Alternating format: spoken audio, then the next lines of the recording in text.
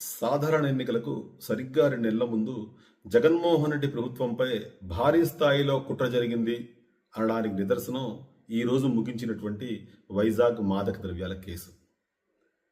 2024 సాధారణ ఎన్నికలు సరిగ్గా 2 నెలల ముందు జరిగినటువంటి సినిమా స్కోప్ లేదా డ్రామాటిక్ సంఘటనలు ఏవైతే ఉన్నాయో ఆ సంఘటనల్ని ఒకసారి మనం నిశితంగా పరిశీలిస్తే మనకు అర్థమయ్యే విషయం ఇదే.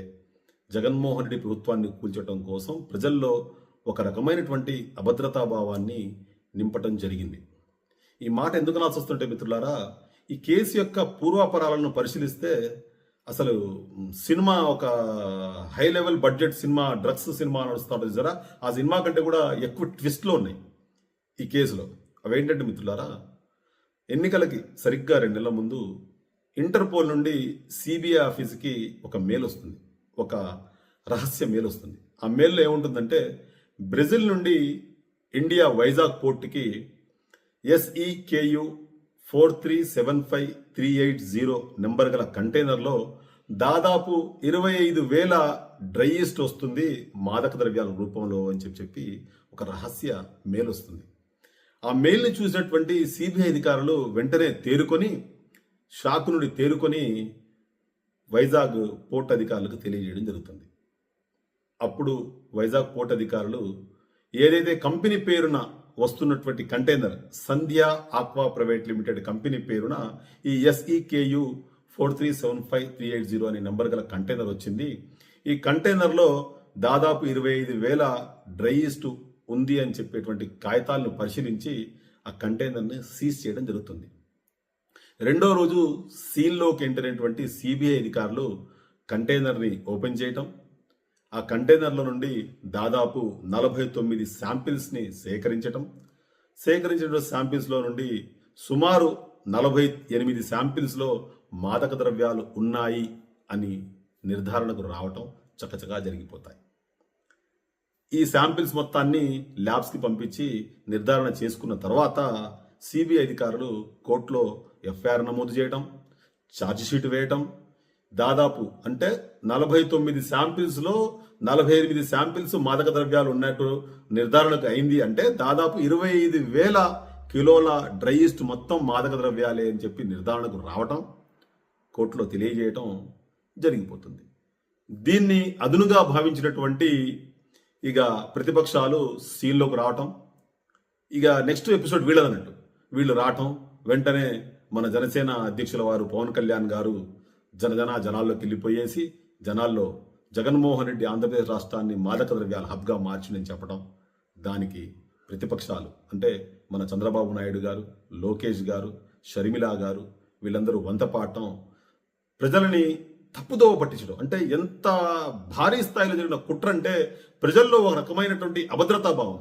జగన్మోహన్ రెడ్డి మొత్తం ఆంధ్రప్రదేశ్ రాష్ట్రాన్ని మాదక ద్రవ్యాల మయంగా చేసేస్తున్నాడు, ఇక్కడ గంజాయి సరఫరానే కాకుండా ఇతర దేశాల నుండి, బ్రెజిల్ లాంటి దేశాల నుండి మాదక ద్రవ్యాలను కూడా తీసుకొచ్చి ఇక్కడ నుండి యువతని మాదక ద్రవ్యాలకు అలవాటు చేసి బానిసలను చేస్తున్నాడని చెప్పి ఒక తప్పుడు సమాచారాన్ని, తప్పుడు వార్తని ప్రజల మెదడులో నింపడం జరిగింది.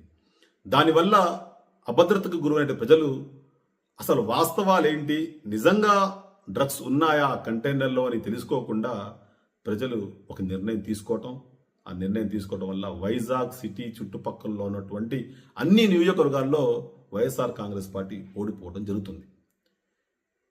తీరా సీన్లోకి అంటే ఇప్పుడు సీన్లోకి ఎంటర్ అయినటువంటి మళ్ళీ ఎన్నికలు అయిపోయి ప్రభుత్వం కూలిపోయి వేరే ప్రభుత్వం, కూటమి ప్రభుత్వం, బీజేపీ అనుకున్నటువంటి ప్రభుత్వం పాలనలోకి వచ్చేసిన తర్వాత తీరా మెల్లగా తేరుకున్నటువంటి సిబిఐ ఆఫీసర్లు ఈరోజు మళ్ళీ స్క్రీన్ మీదకి వచ్చి అయ్యయ్యో అసలు మాదక ద్రవ్యాలు అనేవి లేవు, మాదక ద్రవ్యాల వాసనే లేదు ఆ కంటైనర్లో ఉన్నది మొత్తం 25,000 కిలోల డ్రై ఈస్టే, దాంతో అసలు నిర్మోమాటంగా, నిజాయితీగా, లేకపోతే నిస్సంకోచంగా కేకులు చేసుకోవచ్చు ఆ ఈస్ట్ తోటి అని చెప్పి కేసుని మూసివేయడం జరుగుతుంది.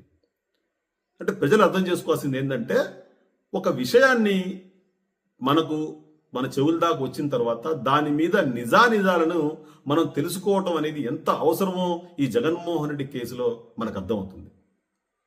ఒక తప్పుని, ఒక తప్పుడు వార్తని ప్రజల్లో ఏ విధంగా తీసుకెళ్ళిపోయారో, ప్రజల్లో ఏ విధంగా తీసుకుపోయి అభద్రతా భావానికి గురి చేసి ఈరోజు జగన్మోహన్ రెడ్డి ప్రభుత్వం కూలిపోవడానికి కారణమైంది ఎవరో ప్రజలకు అర్థం కావాలి, ప్రజలు అర్థం చేసుకోవాలి. తప్పు చేసింది ఎవరు, తప్పుడు కుట్రలు చేసి జగన్మోహన్ రెడ్డి ప్రభుత్వాన్ని కూల్చింది ఎవరు అనేది ప్రజలకు ఈరోజు అర్థం కావాలి మిత్రులారా. అసలు చూడండి, ఈ కేసు పూర్వపురాలు పరిశీలిస్తే ఎంత డ్రామాటిక్గా ఉంటాయంటే మొత్తం సినిమా స్కోపే, సినిమాటిక్గానే ఉంటుంది అన్నట్టు. సిబిఐ ఆఫీసర్కి మెయిల్ రావటం, వాళ్ళు వైజాగ్ రావటం, శాంపిల్స్ సేకరించడం, డ్రగ్స్ ఉన్నాయని ఎఫ్ఐఆర్ నమోదు చేయడం, ఛార్జ్షీట్లు నమోదు చేయడం అన్ని చక్కచక్క జరిగిపోతాయి. కట్ చేస్తే 8 నెలల తర్వాత అసలు అది డ్రగ్సే కావు, అవి మొత్తం డ్రై ఈస్ట్ అని చెప్పి నివేదికిస్తారు. ఇందులో ఇంకో ట్విస్ట్ ఏంటంటే, ఏదైతే కంటైనర్ని బుక్ చేసుకున్నారో సంధ్య ఆక్వా ప్రైవేట్ లిమిటెడ్, ఇది కూడా బీజేపీ ఆంధ్రప్రదేశ్ రాష్ట్ర అధ్యక్షురాలి చుట్టాలది, దగ్గుబాటి పురంధేశ్వరి గారి బంధువులది ఈ కంపెనీ. తీరా కట్ చేస్తే అసలు అందులో ఏమీ లేదు, మొత్తం డ్రై ఈస్టే. మాకు తప్పుడు మేలు వచ్చింది, తప్పుడు మేలు రావడం వల్ల ఎంక్వైరీ చేయాల్సి వచ్చింది అన్నారు. ఈలోపు జగన్మోహన్ రెడ్డి ప్రభుత్వం కూలిపోవటం, ఈ తప్పుడు వార్త మీద ప్రజలు నిర్ణయానికి రావటం, జగన్మోహన్ రెడ్డి గారు ఓడిపోవటం